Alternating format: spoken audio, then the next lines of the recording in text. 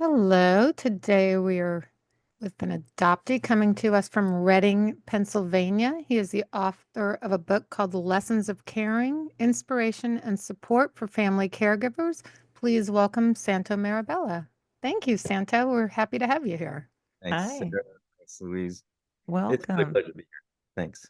And tell us the name of your film too. You have a film? Doing a documentary film called Il mio posto a tavola, which is Italian for my place at the table. And as adoptees probably can resonate, it probably resonates that we're all trying to find where we belong. Yeah, it's a great You were title. adopted out of Italy, correct? I was. What caught our attention was when you were talking on the NPR segment about the baby scoop era, because I Hmm. was a part of that. And I think Sarah, you were as well? Both of us. Good, Hmm. good. Yeah. So, it's Nice to think that there might have been some doubt that I was the baby scoop era, unless you thought I was older. all look way too young for this, for that to be possible. Yeah. But I appreciated that you brought attention to that because unless you were doing research on it like we were, I didn't know about it. Um, No, we didn't either. And like, what's the baby scoop era? We're in it. We don't know. yeah. Mhm. And that has a lot to do with too my connection to adoption and thinking that it had more impact than I realized. And when you guys talk about the fog and Hmm. primal wound, I just started doing all this research with my director and for the film, and it's like I don't understand. I talked to adoptees who are millennials, and they were all very angry, and I'm like, what? This adoption's a gift. What are you so angry about?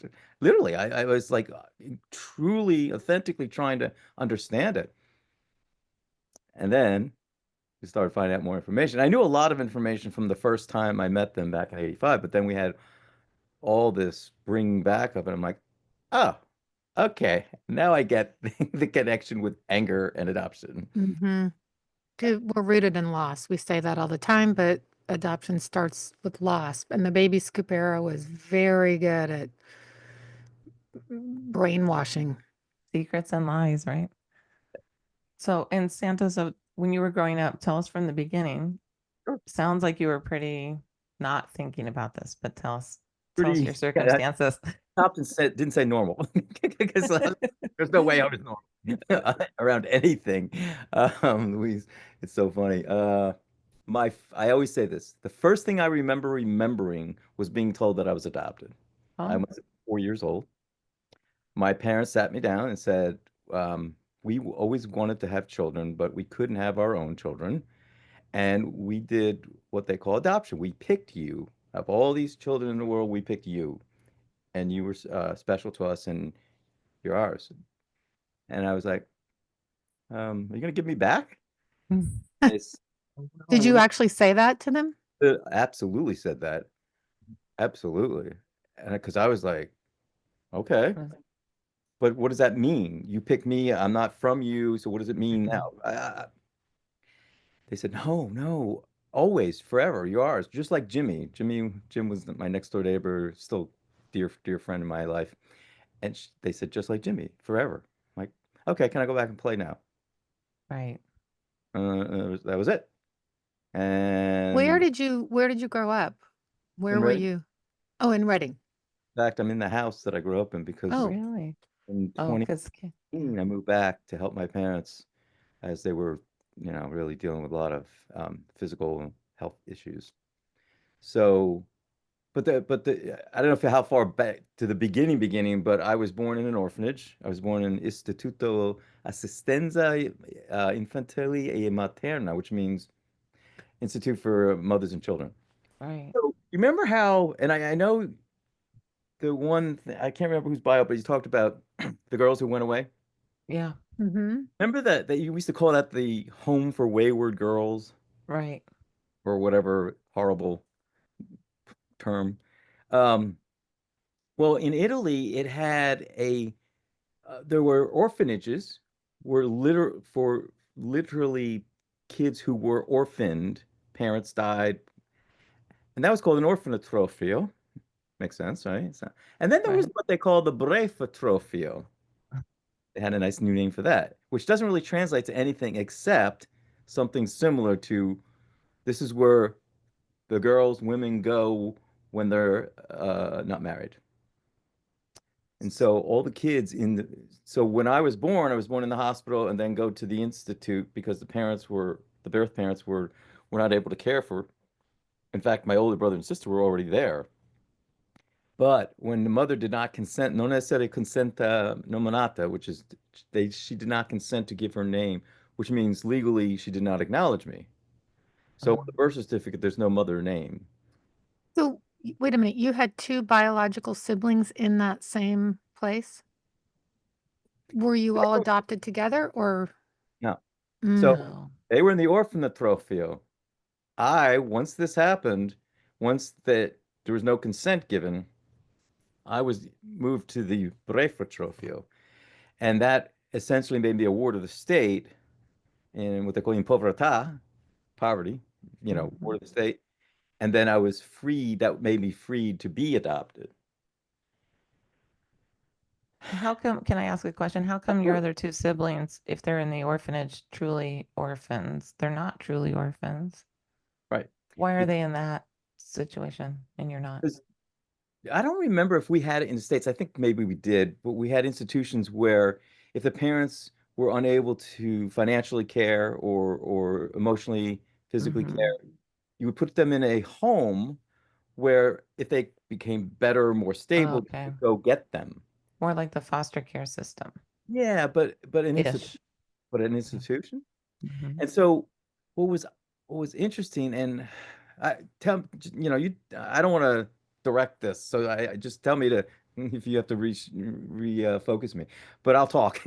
Um, so what happened was they were born there, but they were on the other side. I was freed, and what I thought I was the third of three kids, and my adoptive parents, who I call my parents, Mm. my parents said to me also at that time, you have an older brother and sister, and we asked to adopt them to keep everybody together, but they were kept.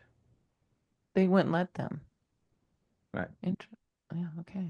So this was all through Catholic social services, Was which this because her name was on their birth certificates?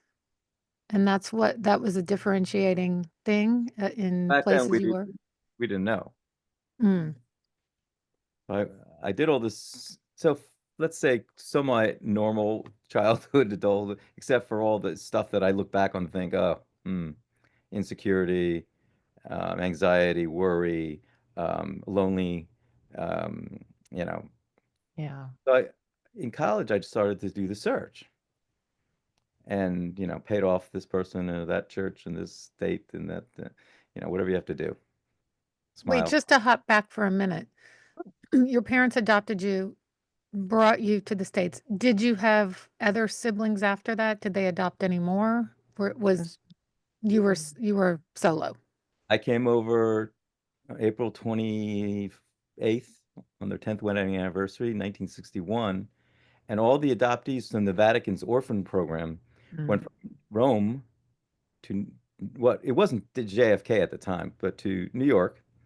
And then we were brought to the Chelsea Hotel, where the literally had a room for the nuns and the adopted babies.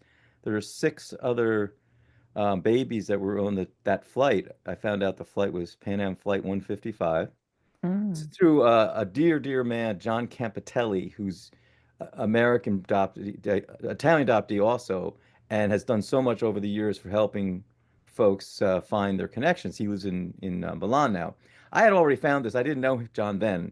John reached out to me maybe in 2017. You So I found all the babies in that room? and then they would go off to different places. My parents came to New York. Other kids went to Pittsburgh. I actually have met through John a woman who was on the same plane in 1961. Gosh. Wow. So, Well, okay, can so I have two questions before you go absolutely. on from this. Okay. One, how long were you within the institution? 11 months, 3 weeks. So you're almost a year old. Okay. Couldn't Wow. sit up, couldn't eat solid foods. Yeah, I was gonna say Had a probably flat having head. some lack. Had Mm-hmm. a they cut Like I came over with a bandage on my ear because it just lapped off a Mm. boil or whatever it was. And were your parents Italian? They had to be Okay. They had from to be. Okay. Vatican's orphan program. Okay. They wanted I I should get the um explicitly, that's not the adjective they use, but it was such a grandiose adjective that but they had to be explicitly committed to Catholicism and they had to be Italian. Continue on. Okay. Interesting. This is all very interesting. It's It's- new. so Yeah. I did the search, and honestly, like the congressman at the time, different places were helpful, but it was, so hard. 1985, I had a wedding, a dear friend from I grew up with in Reading, went to grade in high school together. She wound up in Spain, marrying a Spaniard, and I went over to the wedding, but I went over a little bit early because by this time I had all this information and I thought I could put it together. So I go to Spain outside of Madrid, and then drove by myself. I was 25 from from Madrid to Genoa. And my Mm. friend's husband, she said, "Are we ever going to see him again?" Because I was driving stick and I never drove stick. And it was like a bucking bronco. Yeah. Like they're watching me go, and she's like, "Oh my God, on me." And I can imagine it was because it was, yeah, I'm still not a good driver, but So, so so you were always kind of searching because 25, that's very young. Like you were right I out of the gate looking. adolescence, has that way of like jumbling up everything. And I wasn't, and maybe you can relate. I wasn't looking for parents per se. I really was looking for my siblings, and I was looking for medical and who Hmm. am I? Well, who do I look like? That kind of thing. Because I was always deferring. When I came back, I told my parents that I met my birth parents and siblings, and I called them their parents. I said, I met my Oh, mother and sister, and I met their parents, who were my birth parents. So they were full siblings. hmm well, Mm. and they were still together, the couple. So what I learned this trip, we just went back in September. So Yeah. I met them. It was craziness because they said to me at the consulate in Genoa, it was Friday at go up on Monday, and the woman at the comune, the town in the municipio, which is like a town hall, city hall. She will help. She could probably help you. And I'm like, she's not gonna help me. What's she gonna tell me? I didn't have their address. I didn't have their last names. I was ready to go back to Spain, and my friend's like, no, no, you're this close. Even if you don't find anything, don't come back yet. Just so I went down to visit a friend, another friend in Italy for the weekend. Came back, went up. Well, this woman, I gave her what I'd had, and then she starts looking. Remember the old monochrome green screen? Hmm. Mhm. That's at the computer, and she's looking around. Nobody's looking. Types this in. Starts writing it down. It's the address, Oh, the last name, because I had my birthday, and I knew what I thought was my name was Daniele Rezi. That's a whole other part of the story. So met them. It was wonderful. It felt instantly, I felt like I was home in some ways. Aosta, Italy seemed really comfortable. Well, when I met were they, what, like you kind of jumped. So you met them. yeah, First of all, I'm surprised you always knew you had the siblings. Your parents didn't, they told you this part of it. yeah, they told me everything they knew, which Okay, that's good. So you're going, not going in oh, blind. And then how did was you just meet them? You just went to their house. Like, how did that? You're like, I met them. I'm like, You got their were they address and just showed shocked? up? I mean, it was, walking out. It's like this is not it. Well, this goes sort of in the movie, but the movie's a doc. But if I wrote if I wrote a narrative, it'd be pretty dramatic because I walked down to where this they lived. It was a high rise, kind of a probably public housing, and the door to the vestibule to let you in was locked. I'm like, great, I can't go in. So I went for a walk, met the nun who supposedly took care of me. She said she recognized me except for the mustache, which, okay, whatever. It's 25 years earlier. Walk As back. an infant. Yeah. This time the door's open. And I'm like, so I go in. They were on the second floor. I was in the stairwell between the first floor and the second floor for 45 minutes. Mm. Oh, should I not? Should I sit? Should I go? Right. All of a sudden, this woman comes along. I have to do a reference because I'm a musical theater geek. Did you ever see South Pacific? Yeah. Long time ago. Character Bloody Mary, Yeah. stout woman, sun-baked skin, long hair. Yeah. That was this woman. So she comes by, and I had my Italian because I wasn't very good at it. I'm not. I'm a little bit better at it these days. And I go, excuse me, in Italian. I said, excuse me, I'm looking for Signora Agostino. She goes, I'm she. That's me. I'm like, okay. Well, my name is Santo Marabella. I'm from the United States. I was born in Aosta, Italy in May 6th, 1960, and I'm your son. And she's like, no, no, no. I'm like, well, you have a son named Domenico and his birthday, and a daughter and her birthday, and Venica, Venica. So she goes up, we go into her apartment. She shows me this picture of a maybe 6 or 7 year old who looks a little bit like me, but it's not me. She goes, it's you. I'm like, no. And I'm like, I'm in the wrong house. What am I like destroyed this woman's life? And she goes, I said, I left in 1961. She goes, oh. And it's like the skeletons come out. She calls my sister. She calls Francesca. She calls her in, and Francesca goes, "Who's this?" She goes, "Your brother." And she goes, "Michele? Michael?" She said, "No, the other one." Oh, They didn't know about me because they were 1 and 2 years older. My older brother is 2 years older. My older sister is 1 year older. I'm Who was the 7-year-old in the picture? Gelly. my younger brother. They had 5 children, but they didn't have them until after I left, so we didn't know. Yeah. So she told me this, and here's the part that's heartbreaking. She said, well, they told me that you died. Mm. And I'm like, okay. So I had documentation, very editorialized, very um, harsh description of each of the parents, telling how terrible and irresponsible and the husband was abusive and he was married before, which is true, he was. And since they couldn't get divorced, they could not be married, so they couldn't share the name. The kids could not have the father's name. And so they could never marry. But I've learned, lived together for 45 years.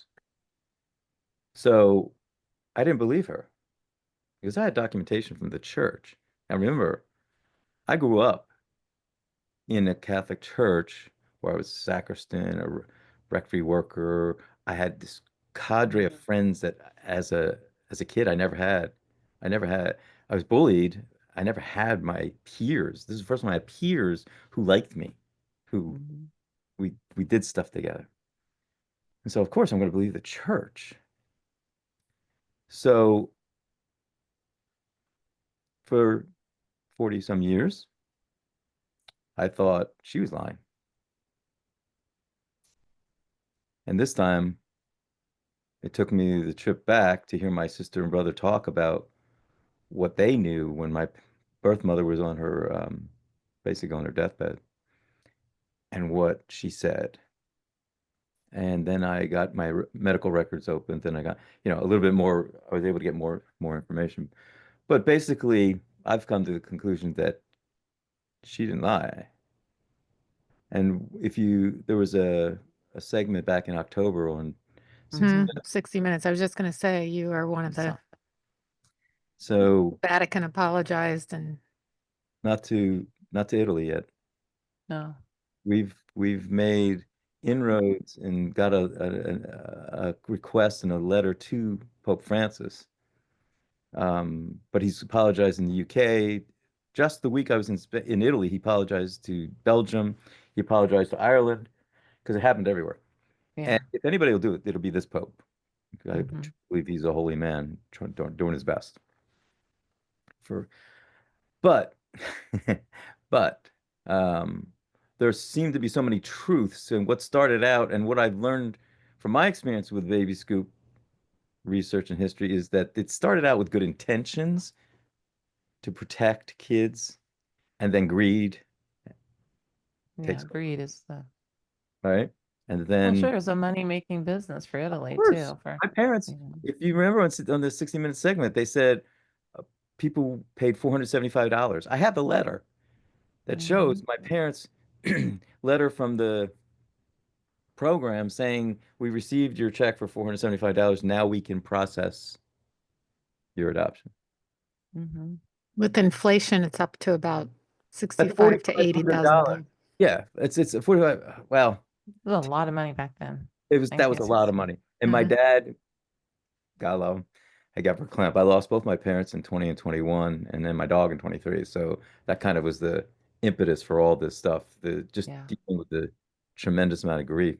My dad would say to people, "It's the best investment I ever made." Yeah. He Like adopted like a me. joke. Yeah. But, that's that Hey. generation. They were the great generation. And that's one of the reasons why they were good to me. Very good to me. So, I guess, where I'm at now is, well, oh, I have two other siblings. The younger brother found me in 1994. He called. Is that the one in the picture? Yeah. Um, So wait, did she not keep the younger two after you? okay. They That's were what I wasn't clear about. taken. Hmm. Again, she put these babies in the orphanage All of them, all five of you? thinking that she was signing over care, not signing over rights to their as a parent. She planned on working, coming back, getting all of her children. Hmm. And she did. The older two were in, I think, 8 to 10 years were in the orphanage, and then they came home because when I met them, they were all living in the same, probably one bedroom apartment. Hmm. And then where did the younger two go? Were Yeah. they dispersed to other countries? And Well, during the time my older siblings were in the orphanage, they tried to adopt them out. And the birth mother was able to stop that. They were sending my sister to Venice and my brother to England. And she stopped. She's like, no, these are my kids. They tried to do it and they successful to do it with the younger brother who was adopted to an area outside of Milan, but we had an abusive adopted mother. Mm. And so, and plus his own issues with substances. And so I had met him and, it was great. And then the second or third time I met him, I went to stay there and I left because it was scary. He was he was a different person when he was using. Mm. I was surprised. very, high Yeah. statistics of substance disorders with adoptees. Yeah. So the younger sister, we've never met. She's in Turin and we talked to her on the phone. She didn't want to meet, so I respect that. So that was 20 years ago, the last time I was in Italy.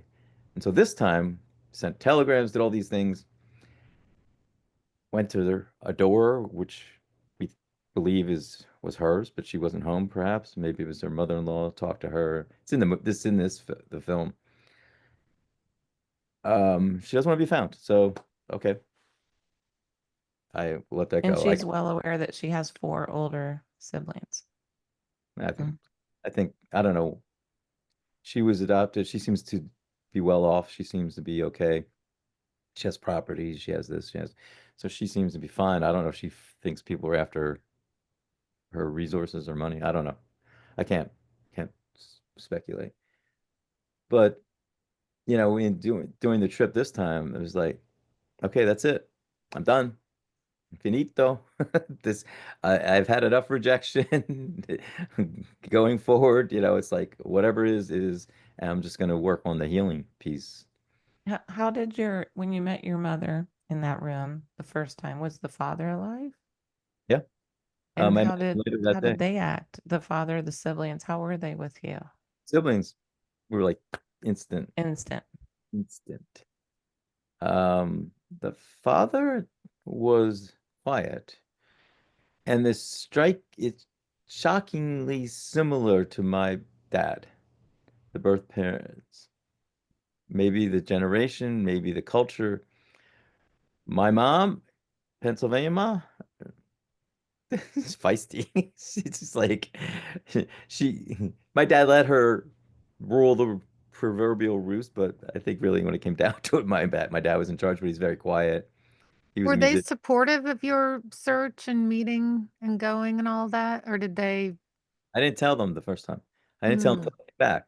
It's like, can you imagine my mom? If you knew her, you could imagine. Um, Me driving across Italy, but across Europe by myself at 25, doing a search that I might not find. I was like, if I find them, I will tell them, and that's what I did. Because why get them worried about whatever's going to happen if I don't find them? And And how did did they she act? react Yeah. well after you found them? That Christmas was a windfall because Italians tend to like, at least my parents and their generation, a lot of it didn't say I didn't grow up in a family that said I love you all the time. I grew up in a family that showed you they loved you by showing up at every science fair, every show I did, in every everything I did, and Christmas was really good that year because I think it was just and I don't think well I wouldn't have done this film and this journey if they still would be here Yeah. because I think intellectually they would get it, but emotionally I don't know that they would. And it's like it's okay. I didn't need to do it before. I had the dog, I had mom, I had dad. This was the right time. Yeah, for you. It is still, I can't help but think it's an unfair burden on the adoptee. We talk about this a lot not be able to tell your story because you're afraid of hurting. It was nobody was educated back then about the need for this. So, well, I mean, they were educated, but they Yeah. weren't told, the parents. Hmm. I think that like there was an article in the paper that they did about me finding my brother finding me, and they were all cool with that. It had their picture in it and it had my brother's picture in it. So it's probably more me Hmm. than them. My dad was very cool. When I came out, he was a musician. He was around every kind of person. He was a white man who played in the colored political clubs in Reading because he was so accepted. So mom took a little longer to kind of get get with the program, but maybe 3 months. And even during that time, it was just this was a phone call. I sent him a letter because I know my mom's brain didn't always connect to her tongue. So I sent her this letter so she wouldn't have to regret, something she said. Sent the letter, saw my dad a week or two later, and he's like, why aren't you coming over? I'm like, well, I don't know. He's like, just come over. So I would call and I go, hey, mom, how you doing? Fine. What's going on? Not much. Okay, talk to you later. I did that because I did it between Thanksgiving and Christmas, knowing that back then they were fine. I didn't have to be here every day or every week. So, I've deferred to them. Yeah. But maybe it is that too. Like I didn't realize how much I deferred because I didn't want it to be more difficult for them. And because of the gratitude, this is the constant theme for me. Yeah. It's the I am grateful thing. overly grateful and never thinking I did enough. The overachievement, all the stuff that we've learned, from the research about all these reasons, like, oh my gosh, can you just settle down, enjoy life for a change? And I couldn't. I was Hmm. never feeling like I was, and I hate to say it because you look at my life and you're like, what the heck is he? What's his problem? He's got a charmed life. I do. But if I feel this way with all the blessings and gifts that I have, I can only imagine somebody who doesn't have a good adoption, somebody who didn't have everything they needed and most of what they wanted. I can only imagine how difficult this is. So that's part of the reason for telling the story, because it's a journey that's helping me heal, and I think it's helping my siblings and their kids because we know it's generational trauma. I mean, my niece, whose father has all the issues, they have it is difficult. And she talked with us, and I really believe she told us that she felt cared for, she felt loved by me because of the way we were approaching. Because my worst fear was that I didn't want my siblings or their families to feel like I was doing this movie or I was coming to see them or connect with them solely because I was doing a film and using them. Right. Shock, right? That I'd be worried about that. Right. Shock Did that I have you? a book that says lessons of caring, right? Right. Right. Did you have children? No, I'm But still you're married no, ever? no. See, there's another thing, right? I had two relationships. My first was he was a writer, um, and that was very much, oh, thank goodness somebody will Loves put up me. with me. Somebody, oh, okay, I'll do whatever I need to do to keep. I did that for about 11 years. That got old.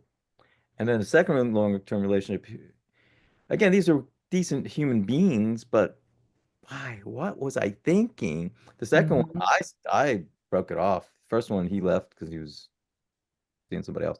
Second one, I left, or because it was just I was living with not living with, I was in a relationship with a narcissist. Mm. That's Ooh, rough. Yeah. Adoptees are prey for narcissists, actually. I was reading something Right. And I recently. wonder, sometimes I think, many adoptive parents have a touch of it themselves. You know what I mean? Like, just even by virtue of the fact of I couldn't have a child, therefore I deserve somebody else's child. There, I don't know. This is pure speculation, but sometimes I think there is some of that. well, I wouldn't disagree, and I guess what this opened me up to is I didn't think about what they were going through before they adopted, and I found out my dad had mumps as a kid and was sterile. Mm. I had always thought it was my mom. It's a big thing in the Italian Catholic community to be sterile. Yeah, And you got to blame the woman, right? yeah, Always. of course. And so, but did they go to therapy to grieve Of over the course. fact that they? Mm-mm. No, no way. You No. kidding? Right. No way. Right? There's like that is not happening in this life. So I, it has made me so much more aware of what they went through. And my aunt is still living, my dad's sister, and we talked to her for the film, and some of these, how much I made a difference in their world and how much they actually avoided it for like a number of years. That's why they adopted it after 10 years of marriage. Because they thought, well, my mom was a shopper. She'd be like, oh, I'll just keep shopping and keep myself busy and I won't need it. I don't really want a kid. And she did. They both did. And so understanding more about what they have gone through, I think is it uh I just pulled this out because I've Journey for the Adopted Self that Yeah. Hmm. talked Yep. about the Greatest book. the triad and all this stuff. Yeah. Yeah. So um I'm trying to learn and be more understanding of what that was like for them, but also where I really learned is what my birth parents had gone through. And my Yeah. director put it this way. She's like, they took you away from your parents twice. They took you away initially, and then they lied to you and kept you away from them. And not Hmm. just your parents, your culture, your entire heritage. Fortunately, I'm really Italian here. I Yeah. mean, we went to Good. the Right. That Italian is a Catholic fortunate. Church, and we were, my dad band always played the Italian church picnic, and I was part of, so Sundays were Sunday dinner with my grandmother's, and you had to have a good reason not to show up because she was making. Yeah. You would always have, some kind of pasta, right? And meatballs and sausage. But I got meatballs that were not yet put in the sauce. They would come off the cast iron pan, right?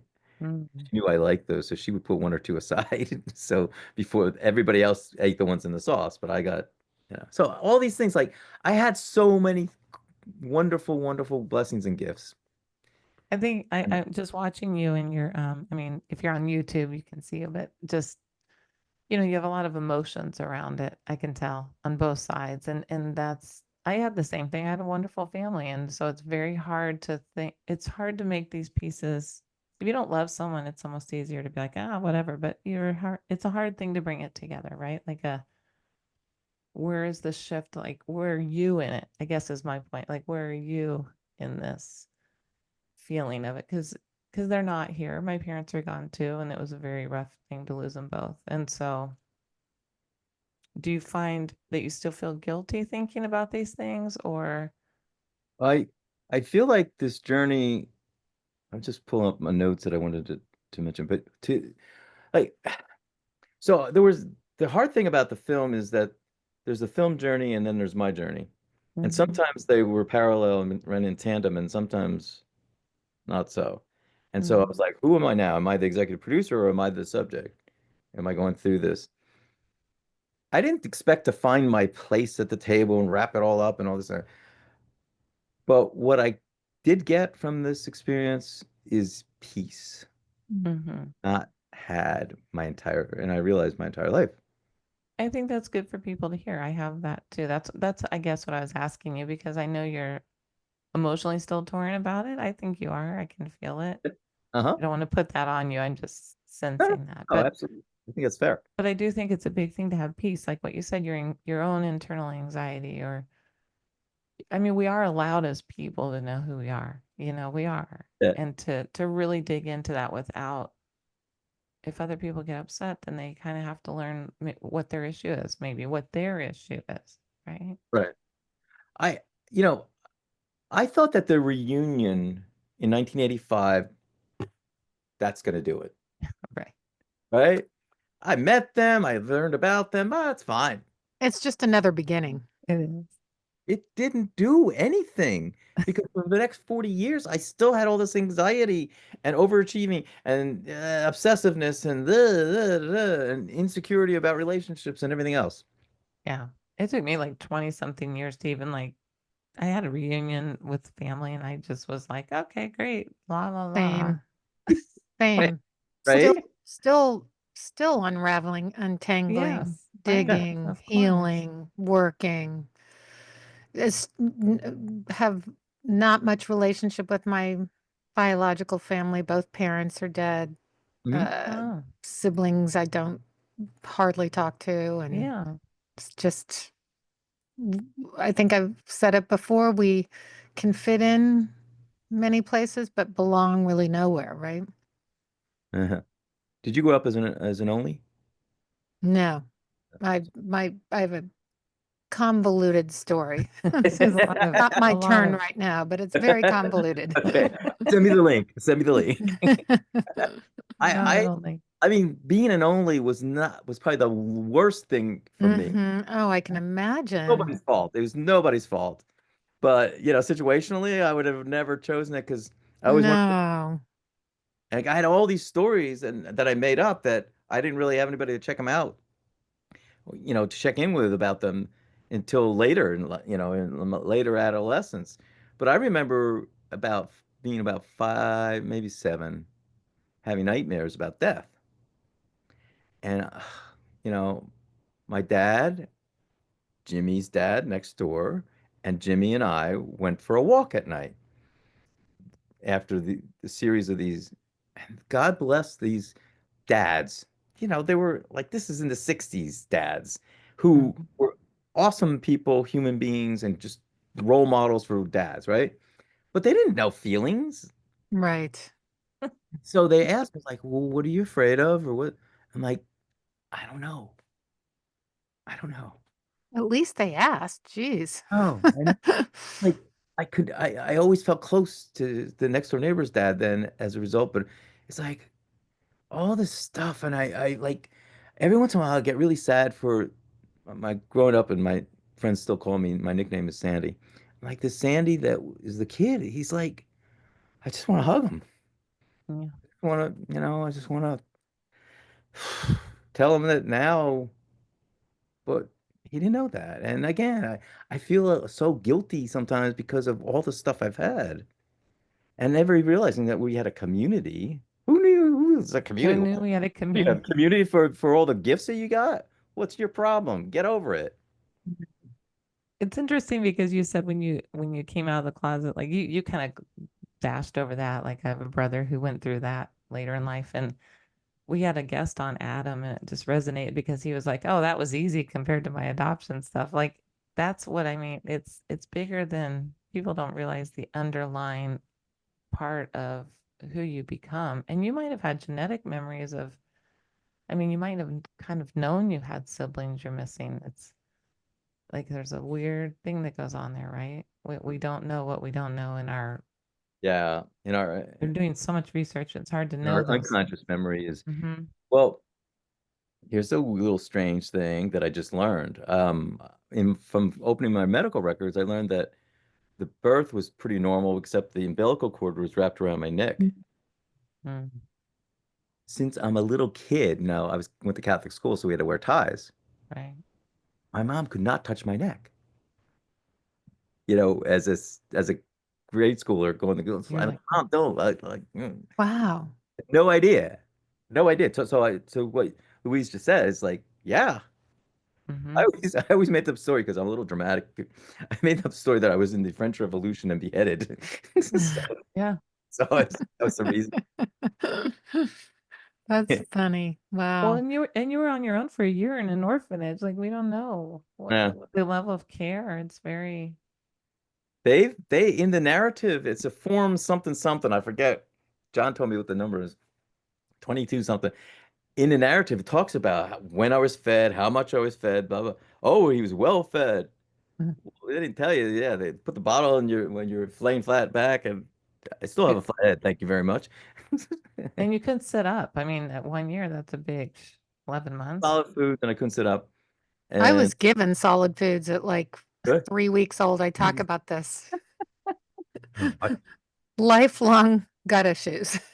yeah, yeah. Oh, I've had that too. Every, Many Every how adoptee long adoptees. do has we gut have? issues. I Right. know, I know. Like I just I'm not gonna do a product placement, but there's an app that I found because before I went to Italy, when Raffi, my dog, died last August, through the summer, it was getting worse and worse and worse. My brain gut connection was really off, Mhm. and I couldn't even fathom how I'm going to sit on a plane for 8 hours to go to Italy. And so I went through all these things, doctors did. I found this app that did self-hypnosis. I got to tell you, 85% change for the positive.